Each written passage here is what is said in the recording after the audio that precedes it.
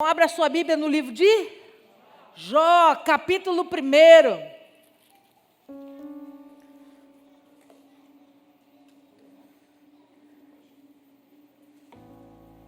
Obrigada. Quando você vai abrindo, eu vou ler um testemunho aqui, ó. Estava 2 meses desempregada. Na segunda quarta-feira da campanha, foi ministrado sobre a minha vida financeira. Nessa mesma semana, fui para a entrevista, passei no processo seletivo e essa semana iniciei o meu treinamento. Estou empregada para a honra e glória do Senhor Jesus. Você pode aplaudir a Ele. Louvado seja o nome do Senhor. Deus é bom. Glória a Deus. Você abriu? Jó capítulo 1. Vamos ler a partir do verso 1 mesmo. Nós estamos estudando todas as áreas da vida de Jó, esse personagem tão especial da Bíblia Sagrada. E hoje nós vamos falar da área emocional, da alma de Jó. Então vamos ler o que diz as Escrituras. Assim diz o Senhor para nós. Havia um homem na terra de Uz, cujo nome era Jó, homem íntegro e reto, temente a Deus e que se desviava do mal. Feche os seus olhos, abaixe a sua cabeça. Poderoso Deus, em nome de Jesus. Essa é a tua santa palavra e nós estamos aqui reunidos para ouvir falar de ti, gerando uma grande expectativa sobre a alvorada de Deus, o despertar de Deus anunciado, ouvido e visto. Pai, precisa acontecer na história das nossas vidas. Estamos buscando o Senhor nessas quartas-feiras para experimentar dessa alvorada. Por isso eu me coloco atrás da cruz de Cristo, a sombra do Onipotente.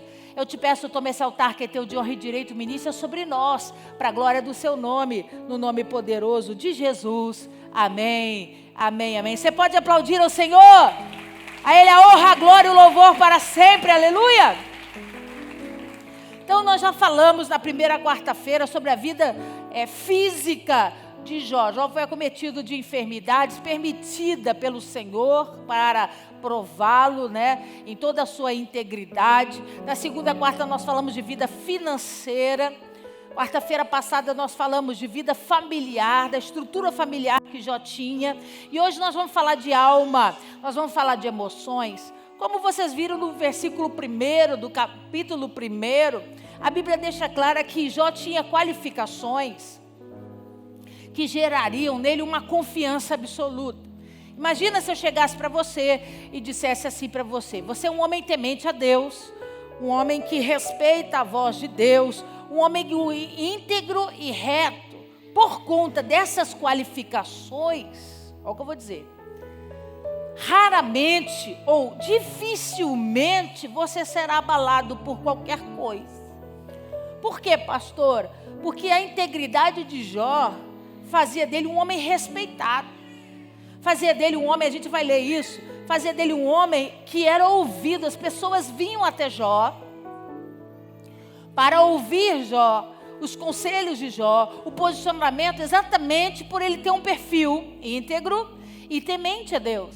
Não é assim na nossa vida? A gente também não procura aconselhamentos, a gente não procura ajuda de homens e mulheres que têm intimidade com o céu, que falam com Deus e que processam uma vida, né, de fidelidade diante do Senhor. Era assim com Jó. Então, o que poderia abalar a alma de Jó? Primeiro, vamos entender o que é alma. A alma é reunião dos sentimentos. Toda a confusão que existe dentro de você passa pelas suas emoções. A alma é esse computador que registra tudo que você vê, que você ouve, que você escuta, que você toca, que você cheira. Tudo isso fica registrado na sua alma. E a sua alma lida com essas adversidades, né? Ela lida com esses processos. E o que a alma faz mediante essas experiências é que define a minha vida e a sua vida. Você pode ter, olha aqui para mim. Diminui um pouquinho só o teclado, está muito alto aqui para mim. Você pode ter uma vida extremamente saudável, uma vida próspera, ser um homem ou uma mulher bem realizado em sonhos, em projetos e ter uma alma fraca. E o resultado dessa alma fraca é levar você a perder tudo que você conquistou. Por quê, pastora? Porque a pessoa que tem deficiência nas emoções, ela não sabe lidar com adversidades. E ela acaba perdendo aquilo que ela já conquistou. Ela acaba jogando fora aquilo que um dia ela teve trabalho para obter, para conquistar.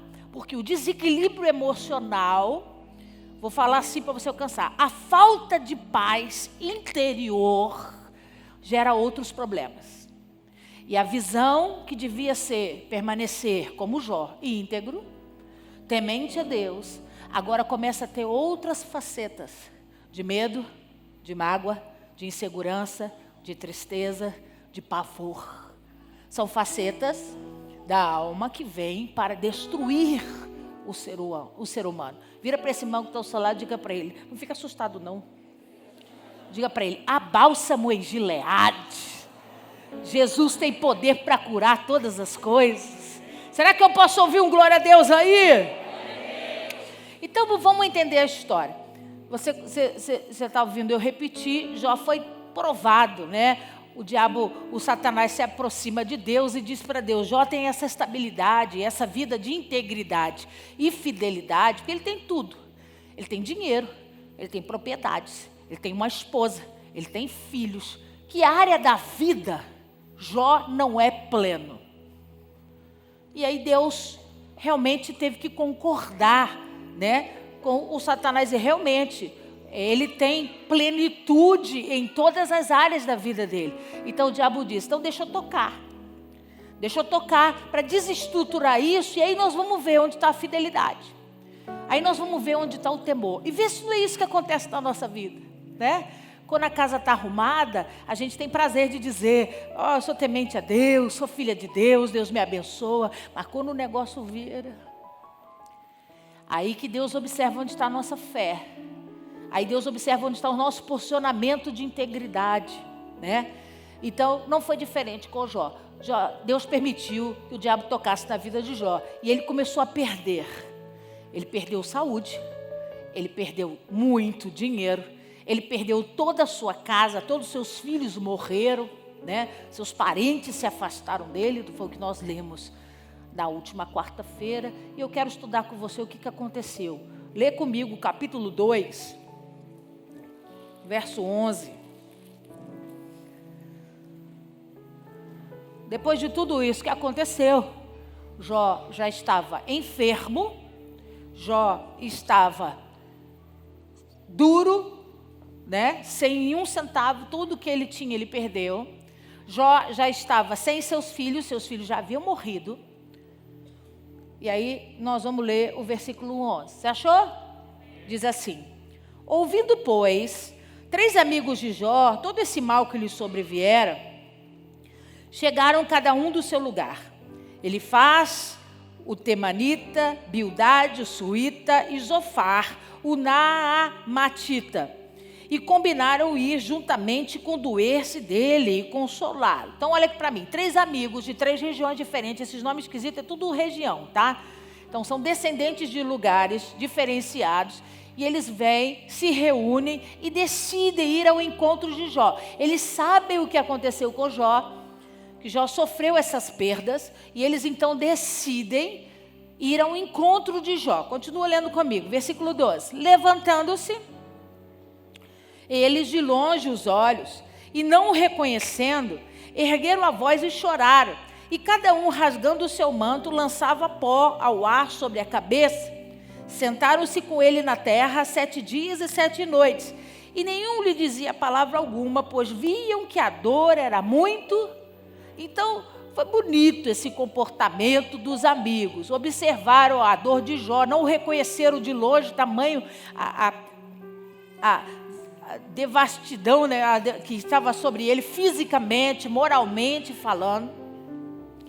Eles decidem se aproximar e eles permanecem ao lado de Jó, fazendo companhia para Jó durante os 7 dias. E a Bíblia diz para nós, sem falar nada, calados, só permitindo que os seus corações fossem, nesse momento, agissem debaixo de consolo a tanta dor e a tanta perda.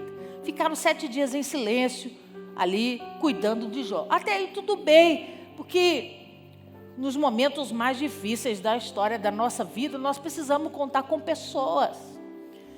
Ninguém sobrevive a um caos devastador como esse que Jó sobreviveu literalmente sozinho.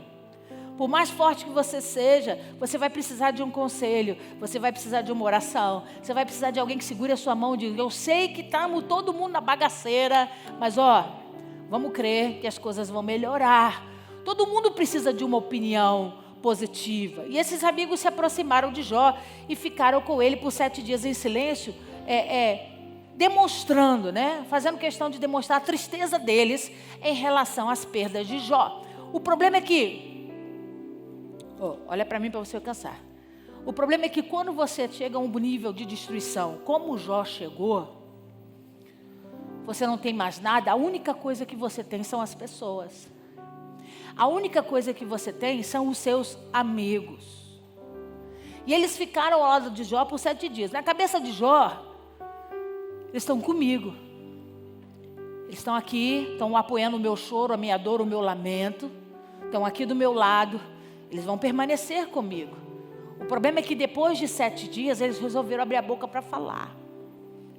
E não para trazer Deus para Jó, mas para trazer questionamentos, julgamentos, suposições. Amigo, quando você está bem, os seus amigos te elogiam. Mas quando as coisas começam a dar errado, eles começam a dizer: tem algum problema lá. Deve ter pecado escondido. Não deve estar dizimando.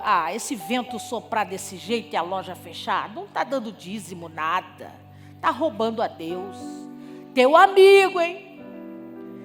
Ele vai dizer assim: e os filhos? Viu lá? É bom cuidar dos filhos dos outros, mas de dentro da casa, olha lá, não funciona não. Teus amigos, hein?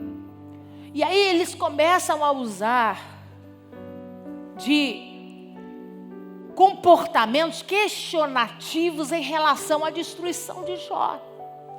E lembra que eu disse no início, depois de passar por tantas perdas, a única coisa que você tem são pessoas. Tudo que vem dessas pessoas fere você de uma forma profunda. Porque a coisa que você mais queria é que essas pessoas estivessem do seu lado e dissessem para você: eu tô entendendo a sua dor. Eu vou te ajudar em oração. Eu não sei por que você está passando por isso. Não cabe a mim saber. Mas meu papel como amigo é orar a Deus, para Deus aliviar essas cargas. Tirar esse teu fardo, te ajudar a carregar isso que você está carregando. O problema é que quando nós sofremos perdas, sejam elas financeiras, familiares, físicas, como Jó, a alma já está fragilizada. De repente, as pessoas mais próximas, que são os mais próximos, dificilmente esses comentários mirabolantes ferem a sua alma de gente estranha. Porque segundo a minha diaconisa Daniela, quem é você na fila do pão? Que se lasque, Mas os mais perto, os mais próximos, a opinião deles importa muito. O questionamento deles importa muito. Você está aí, diga amém. Aí eu fiz um resuminho, que é muito longo, mas dá para você folhear, para você ver que a pastora não está mentindo. Jó capítulo 5, o título diz assim: Elifaz exorta a Jó que busque. Está aí na sua Bíblia, é isso? Então, eles ficaram 7 dias em silêncio. Falaram nada, estamos aqui chorando junto. Tadinho do Jó. Depois que passou os 7 dias, começaram a haver as suposições. E o primeiro a se pronunciar foi Elifaz. E ele diz assim: cara, eu no teu lugar estava desesperado buscando a Deus. Eu no teu lugar estava com a cara no pó. Eu no teu lugar estava chorando, jejuando 24 horas por dia. Maluco, o que você passou é fora do normal. Você tem que buscar a Deus. Você está buscando muito pouco. Estou falando com alguém aqui hoje. Porque quando as coisas não estão bem, as pessoas aproveitam para julgar toda a condição de uma forma geral.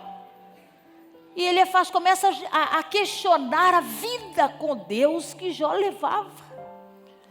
Imagina você ouvir de um amigo, acho que você está orando pouco.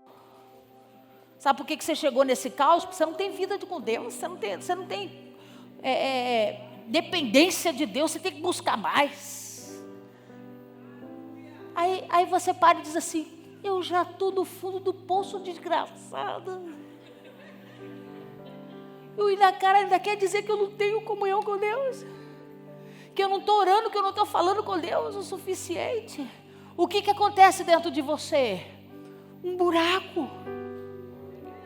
Porque, amigo, quando a gente está passando por tantas dores assim, você começa a se questionar e diz, será que o Elifaz tem razão? Será que realmente eu não preciso buscar mais a Deus? Será que realmente a culpa disso tudo não é minha? Eu não estou faltando em oração, eu não estou faltando em dedicação ao Senhor? Aquilo vira uma bola na sua cabeça.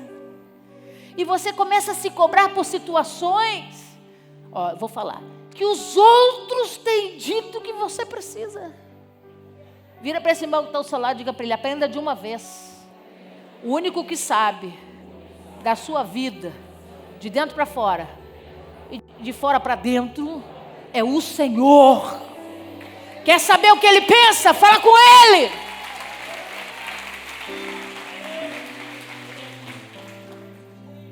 Vai lá no capítulo 8. Olha o título, só vou falar do título, para você ver que eu não estou mentindo. Bildade afirma o quê? O que está escrito aí? Olha o que o Bildade falou. Deus não é maluco. Deus não é maluco, não. Se você perdeu dinheiro, se você perdeu os seus filhos, morreram. Se você está doente, meu filho, Deus é justo. Deus sabe o que está fazendo. Deus não é maluco, não. Se você está passando por tudo isso aí, alguma coisa tem. Porque o nosso Deus não ia fazer sofrer pessoas boas, íntegras, como você é. Se você está sofrendo perdas, se você está passando por esse processo, Deus é justo, hein? O que Ele quer dizer com isso? Que você está no erro. Que você é um Zé Ninguém, que você é um mentiroso, que a sua vida com Deus é um folclore, que você está passando pelo vale porque você merece sofrer, porque Deus é um Deus de justiça, Deus não deixa passar nada, que os olhos de Deus estão vendo tudo isso. Pastora, a senhora não acredita nisso? Eu acredito, amigo. O problema é que não era a situação de Jó, não era. E o que aconteceu isso com Jó? Ele começa a medir a sua própria vida. E ele começa a conversar com Deus, a dialogar com Deus e falar de justiça. O que é justo para o Senhor?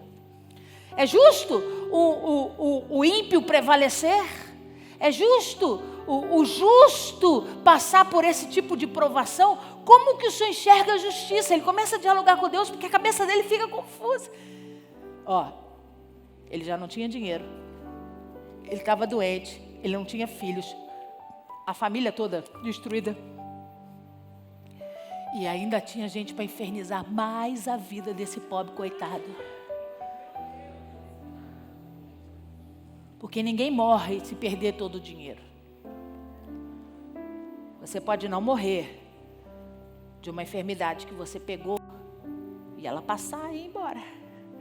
Você pode sobreviver à morte de um filho. Mas, amigo, se eu for certeiro na sua alma, você se torna um defunto ambulante. Você vai comer, você vai falar, mas está morto por dentro. Porque roubaram as suas esperanças, roubaram a sua força, roubaram a sua fé. Fala para mim, quantas vezes no perigo ou no momento de aflição você não falou, será que Deus existe mesmo? Será que isso não é coisa da minha cabeça? Que Deus é esse que ninguém vê, que ninguém sabe, que rege a terra, que cria tudo? Será que isso não é uma historinha que contaram para mim? Amigo, na hora do aperto. Continua lendo comigo, capítulo 11. Jofar acusa Jó de... Lê aí, capítulo 11, título, sempre o título. Jofar acusa Jó de... Sabe por que você está passando isso? Você está no pecado. Pecado não confessado. Tem coisa escondida que você não contou. Por isso que Deus está permitindo essa desgraceira toda na sua vida. Amigo, você entrar com esse discurso para quem realmente está escondendo o pecado, ele sabe. Ninguém é bobinho, não. Todo mundo sabe onde o seu calo aperta. Mas falar isso para alguém que não pecou contra Deus, mas falar isso para alguém que não tinha pecado, que muito pelo contrário, ele oferecia sacrifícios antes dos filhos deles pecarem. Ele levantava altares de sacrifícios, antes que meus filhos pequem, toma aqui, Senhor, perdoa eles. Como que um amigo vai chamar e vai dizer, o preço da sua dor é a sua iniquidade, é o seu pecado. O que acontece com você por dentro? Começa uma paranoia. Onde foi que eu errei? O que foi que eu fiz de errado? Você não dorme mais. Você não tem mais descanso. A sua vida agora é caça-fantasmas. Será que foi naquele dia? Será que foi aquele jeito que eu falei? Será que foi aquela forma que eu reagi? Será que foi isso que gerou em Deus esse desprezo? Essa decisão de me ferir? Capítulo 15.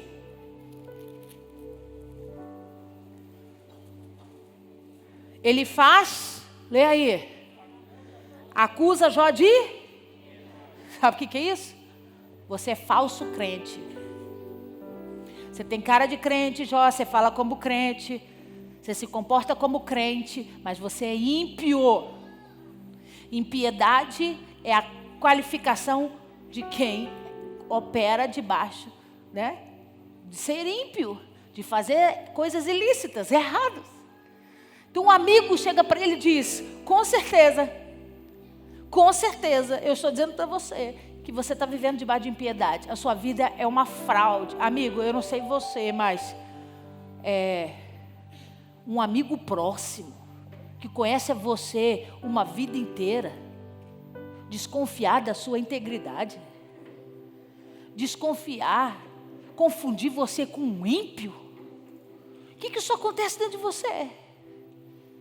Para que eu vivi a minha vida toda pregando o evangelho? Para que eu vivi minha vida toda buscando fazer o que é certo? Quem devia olhar para mim com diferença não me enxerga. Quem devia olhar para mim e ver os créditos, de eu ser temente a Deus, de eu fazer a diferença, de eu jejuar, de eu orar, me enxerga como um ímpio. O que eu estou fazendo aqui? O que acontece com esse tipo de sentimento? Abre um buraco, amigo, e vem pensamentos, é melhor morrer. Se o teu amigo acha que você é ímpio, imagina os de fora. Morre, querido. Melhor morrer. Abandona Cristo. Larga a igreja. Sai das reuniões. Porque os mais próximos não conseguem enxergar Deus em você. Você está aí, diga amém. Vai no capítulo 20. Só piora, irmão. Só piora.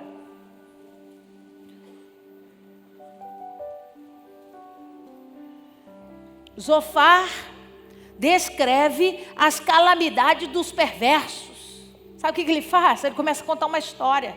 Ele diz assim, cara, o nosso Deus é um Deus perfeito. Ele enxerga os perversos. E Ele não deixa os perversos passarem batido.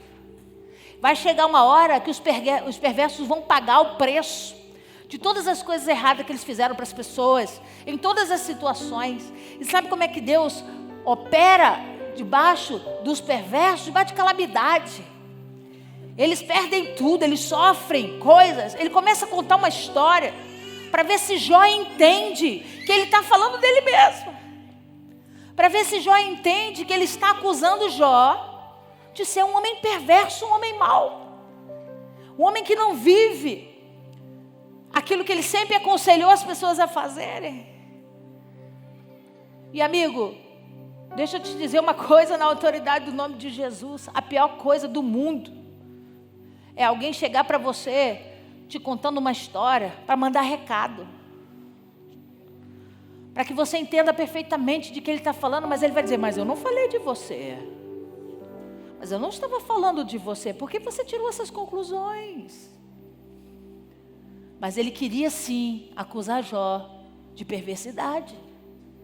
Ele queria sim justificar a perda e a dor. E o pior, convencer Jó disso. Porque eles brigavam o tempo todo, porque Jó tentava se defender. Jó dizia, pelo amor de Deus, qual foi a minha perversidade? Me conta. Onde foi que eu caí? O que foi que eu fiz de errado? E eles não tinham argumento, mas eles justificavam os fins. Eles justificavam as perdas como circunstâncias pautadas para poder sentenciar Jó. E tudo isso vinha de montante sobre a alma de Jó. E Jó se questionava o tempo todo. Quantas vezes você já me perguntou se você é a mulher certa para o seu marido? Se você é marido, é o esposo certo para a sua esposa? Porque você já ouviu alguma conversinha. Dani falou isso aqui, né? Cadê Dani? Falou isso aqui, né? Nossa, mas o Claudinho, aquele homem da igreja. Quantas vezes, em momentos de dificuldade, essa frase não foi ressuscitada dentro da alma dela e disse, será que era mesmo? Será que realmente era? Eu acreditei que era. Porque essas situações geram dúvidas dentro de nós. Dúvidas que geram a nossa destruição emocional. Convicções que são baseadas em verdade se perdem como grão de areia. Se eu chegar para você e disser assim, quem que você é? Você vai dizer para mim, pastor, eu sou assim. Eu sou chorona, eu sou alegre, eu sou tímida. Eu sou festeira. Não, eu sou muito calada. Eu tenho vergonha de tudo. Você vai se expor. Mas coloca alguém do seu lado dizendo, nossa, você é muito calada. Nossa, você é muito calada. Isso te prejudica. Nossa, você é muito calada. Tem uma hora que eu vou perguntar, quem que você é? Você vai dizer, eu sou muito calada. Mesmo não concordando com isso. Por quê, pastora? Porque encheram você de lixo. E você acaba duvidando de quem você é. Vira para esse irmão que está ao seu lado e diga para ele, hoje isso vai acabar. Porque Deus vai mostrar para você quem você é, em nome de Jesus. A gente precisa ter convicção de quem nós somos. Quando essa convicção é a nossa base, não importa se os melhores amigos estão fantasiando a nosso respeito, você vai olhar para o espelho e vai dizer, eu sei que eu sou. Eu sei que eu não fiz. Eu sei que eu não contendi contra Deus. Eu sei que eu não pequei contra Deus. E acabou. E a opinião das pessoas não vão ser referencial para você. Quem que é você, amiga? Pastora, muitas perdas, eu sei. Ninguém perdeu tanto quanto Jó. Mas deixa eu dizer uma coisa para você. O que fez Jó viver e experimentar toda a restituição que nós vamos falar aqui na frente, foi uma convicção de quem ele era. Ele passou por perturbação, ele ficou angustiado, mas no fundo ele dizia, olha só, não fiz nada disso não. Estão me perturbando aqui, ó. E eu não vou dar ouvido para eles não. Porque eu sei em quem eu tenho crido. Eu sei quem é o meu Senhor. Eu sei a minha vida e a minha história. Para de te justificar. Para de perder tempo explicando coisas que você não tem que explicar. Deus sabe quem você é. Deus sabe o que você fez. Deus sabe o processo que você está passando. Só você sabe o peso do processo que você está passando. Para de justificar para as pessoas. Minha mãe dizia que quando a gente abaixa muito, o rabo aparece. A gente quer abaixar demais, para se explicar demais, para gente que não quer entender. Então, para quem que eu me explico? Vai falar com Deus. Abre seu coração para Deus. Participa as suas dores para Deus. Ele sabe quem você é. Para de se diminuir. Porque os outros dizem que você não vale nada. Quem são os outros para dizer quem é você?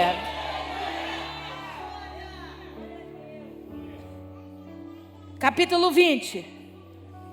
Capítulo 22, vamos ver agora.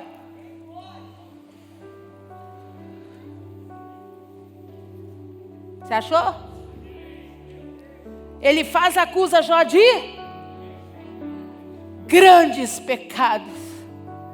A conversa é assim: pecado pequeno não gera isso que você está vivendo, não. Gente que peca e se arrepende não passa pelo que você está passando, não. Cara, se você está passando por isso, é que o negócio foi grande. O rombo foi grande. E aí você começa a dizer para Deus, que rombo grande é esse? Por que estão me tratando desse jeito? Por que estão olhando para mim com indiferença? Que grande pecado é esse? Que situação é essa? Olha o último, 35.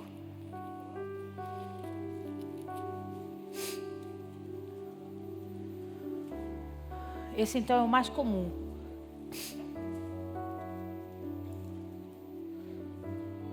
Olha o que diz o título. Deus não ouve os aflitos, porque esses não têm fé. Sabe por que você está passando por isso? Porque você não tem fé. Sabe por que Deus não respondeu sua oração ainda? Porque você não tem fé. Sabe por que esse quadro não mudou? Porque você não tem fé. Sabe por que as coisas não se reverteram? Porque você não tem fé. E aí você fica ouvindo isso tudo e diz assim, meu Deus, mas eu creio. Eu creio na mudança. Eu creio na restauração. Eu creio que Deus pode fazer. Por que eu estou sendo acusado de ser alguém que não tem fé? Porque não se tem respostas. A gente nasce católico nesse país, né? Você nasceu é católico. E aí quando eu fiquei adolescente,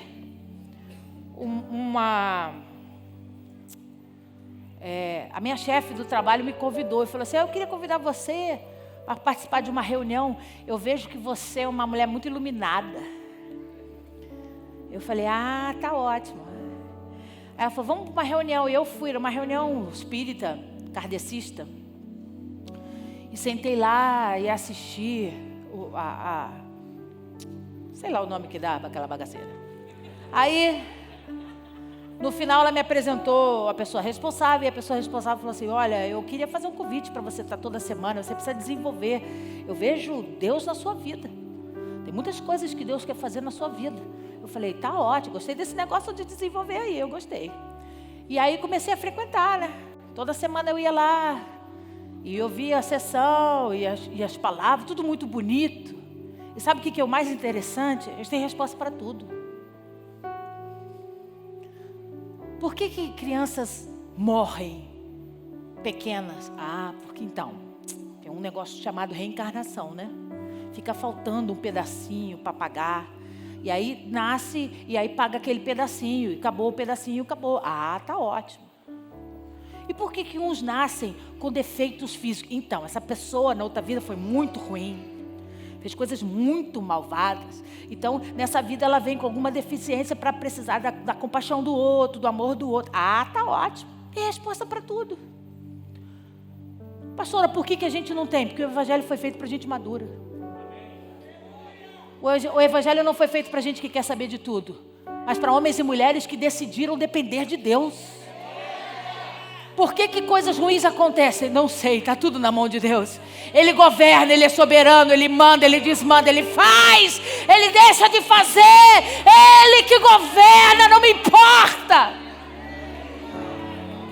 Eu não quero ser detentora de todas as respostas. Pastora, por que aconteceu isso? Eu não sei. Talvez um dia a gente possa conversar com Ele no céu sobre algumas coisas. Eu não sei. Mas a resposta é, eu decidi confiar num Deus soberano. Um Deus que tem o poder para mover sobre todas as coisas. Não me importa a opinião. Ele não se importa com a opinião das pessoas. O que Ele tiver que fazer, Ele vai fazer. E os amigos de Jó tentavam o tempo todo mostrar para Jó exatamente o contrário disso. Trazendo confirmações a despeito do processo que ele estava passando. Você está passando isso por causa disso. Você está passando isso por causa disso. Justificando os fins pelos meios. Jesus não foi à cruz para justificar os fins pelos meios. Jesus foi à cruz para dar vida e ponto. Ele não quer saber de onde você veio, do que você fez. O momento que você entrega a sua vida para Jesus, Ele diz, recebe do meu sangue, seja perdoado, seja limpo e seja liberto. Acabou. Não tem os mais pecadores e os menos pecadores na fila para receber o sangue de Jesus. É todo mundo junto. E ele diz: receba, seja curado, tenha vida no meu nome. Mas os amigos de Jó não tinham essa maturidade. E eu sei que todo esse envolvimento da alma traz muitos problemas. Porque todas essas acusações, todas essas falácias geraram medo, geraram ansiedade, geraram fraqueza em Jó. Ele pediu para morrer algumas vezes. Não estou aguentando essa dor e essa tristeza. Ele se sentiu humilhado, abandonado. E quantas vezes você não passa por todas essas etapas? E não necessariamente apenas por situações difíceis que você está vivendo, mas por muita colaboração das coisas que você ouve. Por muita falta de amor, de compaixão. Por muita falta de posicionamento, de pessoas. E a gente conhece alguns homens na Bíblia que contaram essa história. A missionária Renata falou de Elias. Quem estava aqui na vigília sexta-feira? Louvado seja Deus. E a gente vê o Elias com todas as características do Elias, mas a gente esquece de uma parte fundamental. O Elias desafiou 850 profetas de Baal. 850 feiticeiros. Eu ia falar outra coisa. Tive que engolir. Feiticeiros. Ele desafiou os céus. Ele disse: manda fogo do céu e consome esse altar. E Deus faz exatamente a oração que Elias propõe. E o fogo lambeu a água, irmão. Foi sobrenatural o negócio. Quando você for comigo no Carmelo, Israel, eu vou levar você lá. Aí de repente uma mulher chamou ele, mandou um recado. Vai atrás do Elias e disse para o Elias que eu vou pegar ele. Diz para o Elias que eu vou acabar com a vida dele. Uma mulher. O que o Elias fez? Ele subiu no Carmelo. Ele levantou um altar. Ele clamou a Deus: Deus, me protege, que me livra de toda a condenação. Foi isso que Elias fez? O que o Elias fez? Ele fugiu para a caverna. Ele foi se esconder com medo da ameaça de Jezabel. Mas um homem que destruiu 850 feiticeiros, que não tinha medo do bicho, do cão, vai ter medo de uma mulher desgraçada. Tem muito homem que tem mais medo de mulher do que do cão, hein?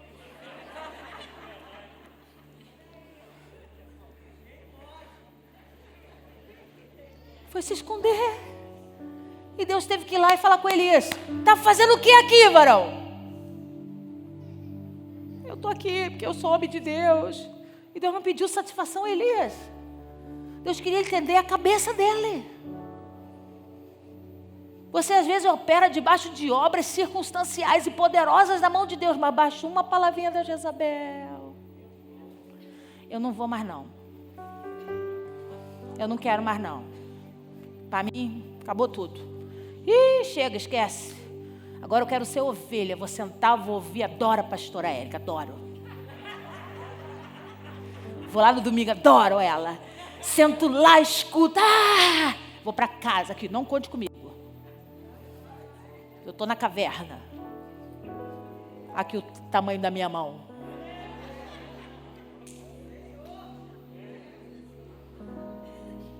Tu ora, tu fala com o céu, Deus responde. Deus responde os teus clamores. Você impõe as suas mãos, Deus abençoa, cura os enfermos. E você fica com medo, a sua alma se encolhe, retrocede por causa de conversinha de gente.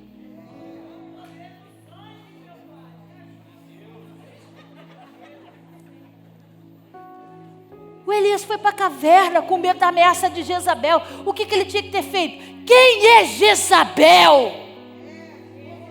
Eu não sei quem é Jezabel, mas eu sei quem é o Elias, o profeta de Deus ungido, o escolhido para fazer a obra, o escolhido para acabar com a idolatria sobre Israel. Eu sei quem é o Elias. Mas ele ficou com medo da ameaça. Ele ficou com medo. O que Jezabel podia fazer, amigo? Ela não podia tocar num fio do cabelo do Elias. Porque ninguém pode tocar naquilo que Deus ungiu. O que matou Elias? A alma dele. Aí sabe o que Deus falou? Então, foi legal aquele negócio que aconteceu no Carmelo, não foi? Foi muito maneiro. Foi muito maneiro ver aqueles homens todos se cortando, derramando sangue. E o diabo não poder se manifestar lá. Foi muito maneiro. Quando o fogo desceu, lambeu tudo, lambeu a água. Foi ou não foi, Elias? Foi, Deus. Pois é. Mas você deixou a Jezabel fazer morada no seu coração.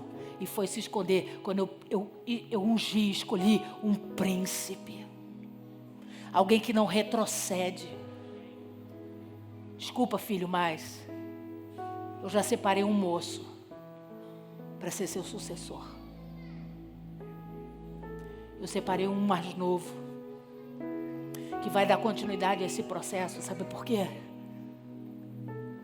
Porque experiências poderosas e milagrosas todos vão operar no meu nome. O que eu estou preocupado em saber é onde está a sua alma. O que pode parar você? A opinião de um homem para você? A opinião dos seus filhos a seu respeito para você? A opinião de um líder para você? Cuidado que Deus pode olhar para você e dizer, pela escolha que você fez, eu vou ter que levantar um menino para operar na unção dobrada, que não vai ter medo do que vão falar dele, nem vai se acovardar. Por que Elias passa por isso? Porque ele estava forte para operar, mas fraco para reagir. Vira para esse irmão que está ao seu lado e diga para ele, em nome de Jesus, isso tem que acabar. Lembra de Jesus no Getsemane? Vamos orar junto. Chegou a minha hora. Você acha que para Jesus estava fácil o negócio? Jesus passou pelo processo e a gente quer fugir do nosso, né? Não estava fácil para Jesus. A hora tinha chegado. Ele nasceu para cumprir aquele propósito. Não estava fácil para ele. Ele estava angustiado. E aí ele vira para quem? Para os amigos, irmão. Para os parceiros aqui, ó. Que comia junto, dormia junto, tudo embolado. Ora comigo. Porque está puxado para mim aqui. Está ótimo. Depois de um dia inteiro comendo, bebendo, tudo de pandu cheio, Jesus vai orar e eles dormem na pedra. Aí Jesus volta e diz, espera aí, pô, é sério isso? Bora, me ajuda. Vocês oram 1 hora no templo para aparecer para os fariseus, por que não vai orar por mim agora? No momento que eu mais preciso de vocês. Beleza, chefe, vamos orar. Ele vira as costas, eles voltam para dormir. Eles fazem isso por 3 vezes. Quando Jesus volta na 3ª vez, o que Jesus fala? Não tem mais tempo. O traidor está aí. O processo vai acontecer. Mesmo que nenhum de vocês tenha me ajudado. Porque Jesus sabia o propósito que ele tinha cumprido, mas uma coisa ele tinha muito bem resolvido dentro dele. A alma dele. Com os meus amigos ou sem os meus amigos, eu vou viver o meu propósito. Com a aprovação deles ou a desaprovação deles, eu vou experimentar a vontade de Deus sobre a minha vida. Com a ajuda deles ou sem a ajuda deles, eu vou conquistar o que o Senhor separou para mim.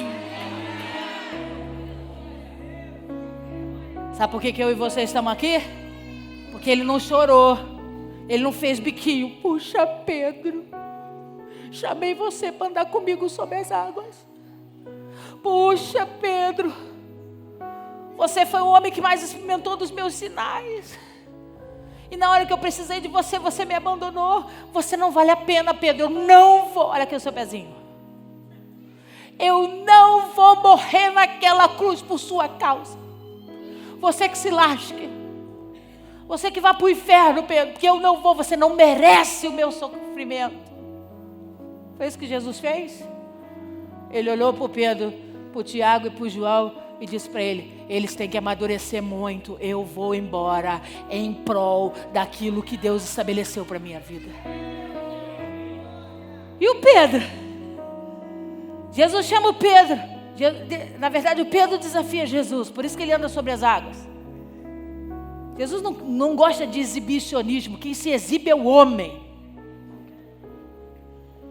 O Pedro diz para Jesus: se é você mesmo, me deixa andar sobre as águas. Jesus ia mentir?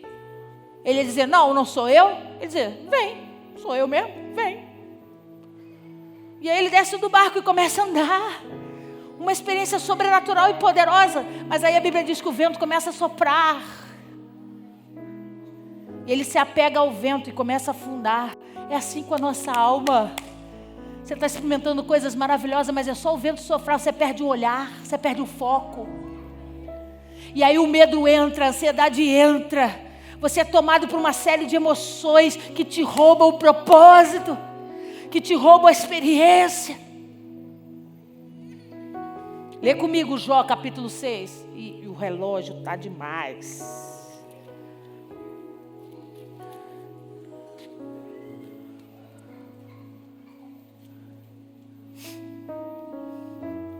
É a defesa de Jó sobre o seu estado emocional.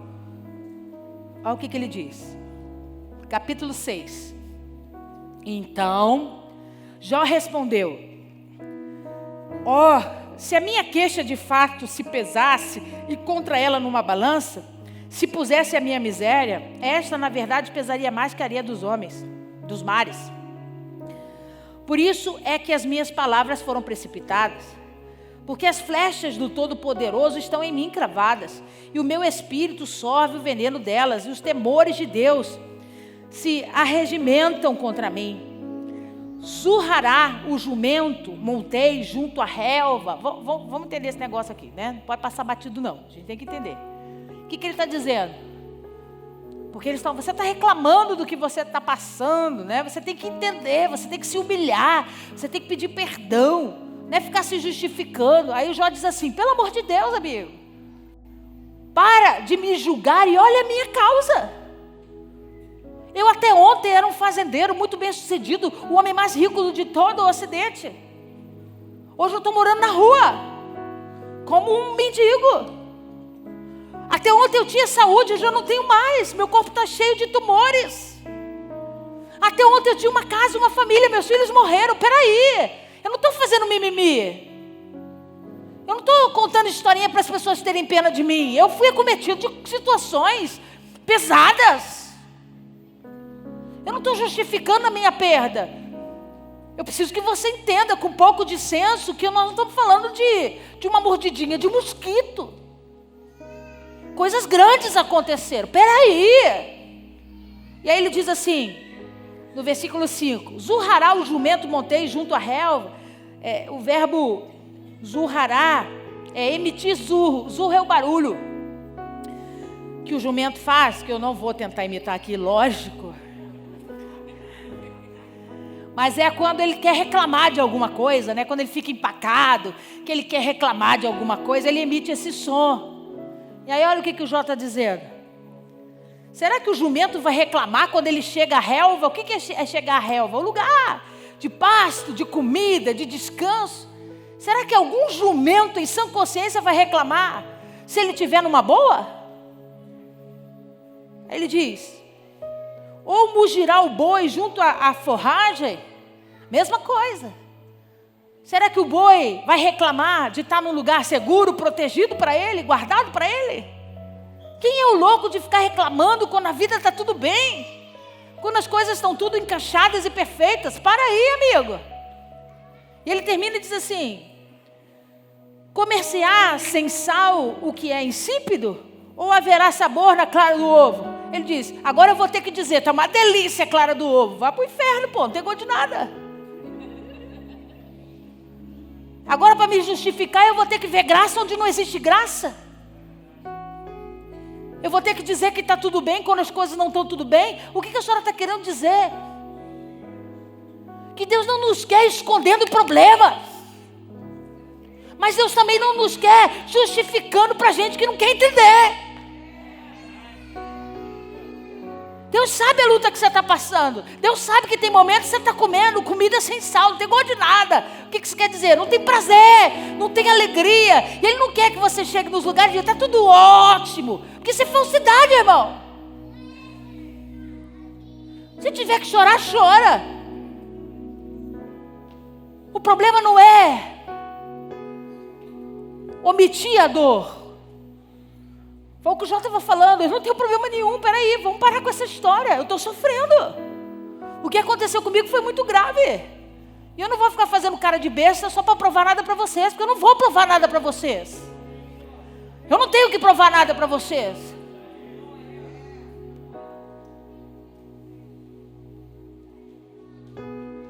Mas eu também não vou ficar engolindo o discurso que está me entupindo de cobranças e questionamentos de situações e coisas que eu sei que eu não vivi. Situações e coisas que eu sei que eu não fiz. Você está aí, diga amém. Porque a gente precisa ter uma palavrinha chamada equilíbrio. Às vezes a gente acha que crente é aquele que passa pela luta. A música diz, a gente passa pela luta dando glória a Deus. É dando glória a Deus, mas é com choro, irmão. A gente sente dor. A gente se lamenta. A gente se prostra. Eu posso estar prostrado, mas não de cabeça baixa.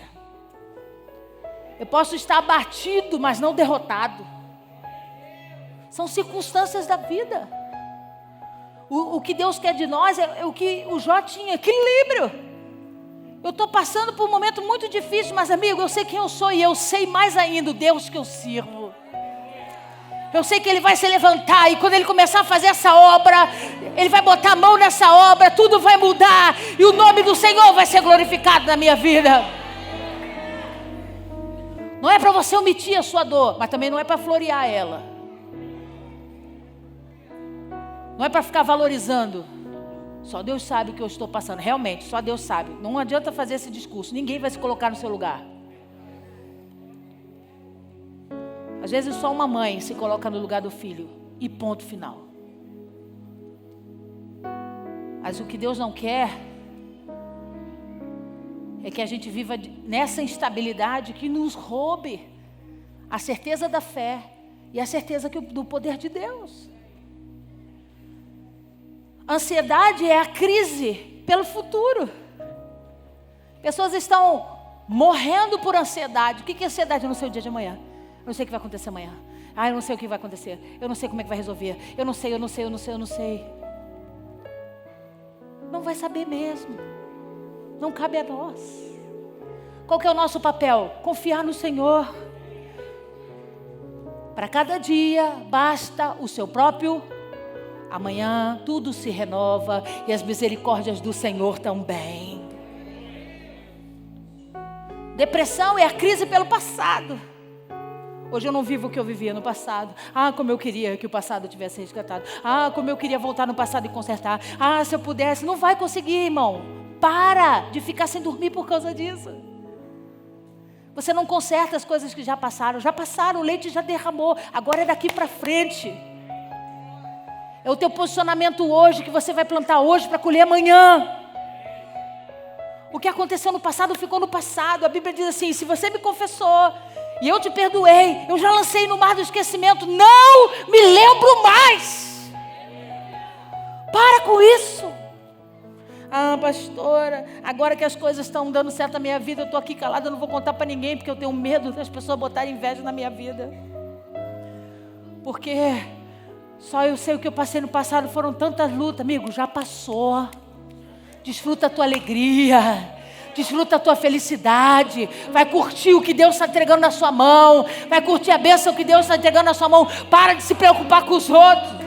Macumba pega em gente que está no erro.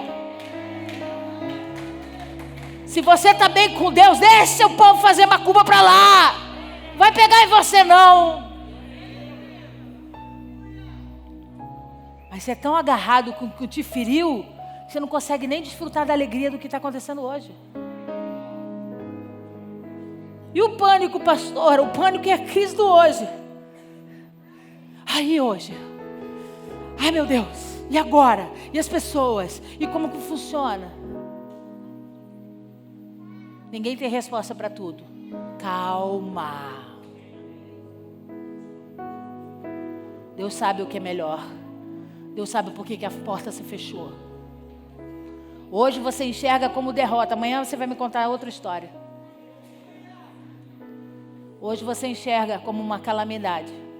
Às vezes era livramento de Deus para a sua vida e você não percebeu. Para. Confia no Senhor. Vamos ler o último, 42, capítulo 42. Eu já estourei a hora.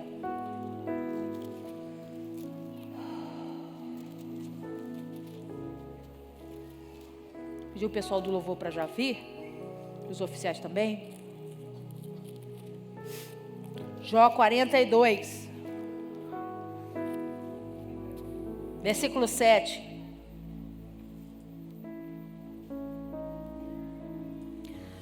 Então tendo o Senhor falado essas palavras a Jó, o Senhor disse também a Elifaz, o temanita: a minha ira se acendeu contra ti e contra os teus 2 amigos, porque não dissestes de mim o que era reto, como o meu servo. Olha o que Deus estava falando para eles. Vocês falaram tudo, menos o que eu mandei vocês falarem. Vocês se aproveitaram deles. Pode vir aqui os oficiais. Vocês se aproveitaram deles, da dor deles, para deixar ele mais abatido, mais aflito, mais deprimido. Vocês não fizeram o que era para ser feito. É por isso que eu vou revidar. E ele continua e diz assim: tomai, pois, 7 novilhos e 7 carneiros, e ide ao meu servo Jó, e ofereceis holocausto por vós. O meu servo Jó orava por vós, porque dele aceitei intercessão, para que eu não vos trate segundo a vossa loucura, porque vós não dissestes de mim o que era reto, como fez o meu servo. Deus tratou esses amigos como malucos. E Deus disse para eles: eu quero 7 carneiros. 7 carneiros e 7 novilhos. E entrega para Jó. Porque enquanto vocês infernizaram a vida dele, mais do que o sofrimento que ele já estava passando, ele estava falando comigo a respeito de vocês. Sabe como é que é o nome disso? Maturidade. A nossa luta não é contra carne nem sangue. É contra principados e potestades. O meu amigo que está do meu lado não está. Ora por ele. Mas não leva isso para o seu coração. Porque ele lançou a palavra e foi viver a vida dele. Quem está mal é você. Quem ficou mal foi você. E nessa noite, o Senhor veio para trazer restauração sobre a sua vida emocional. Assim como ele fez com Jó. Eu não vou permitir que nada que tenham julgado, falado, condenado, nada daquilo que tenha implicado contra o seu coração e a sua alma, venham pesar sobre aquilo que eu tenho para fazer na sua vida, porque eu vou fazer. E eu quero que você esteja pronto para receber.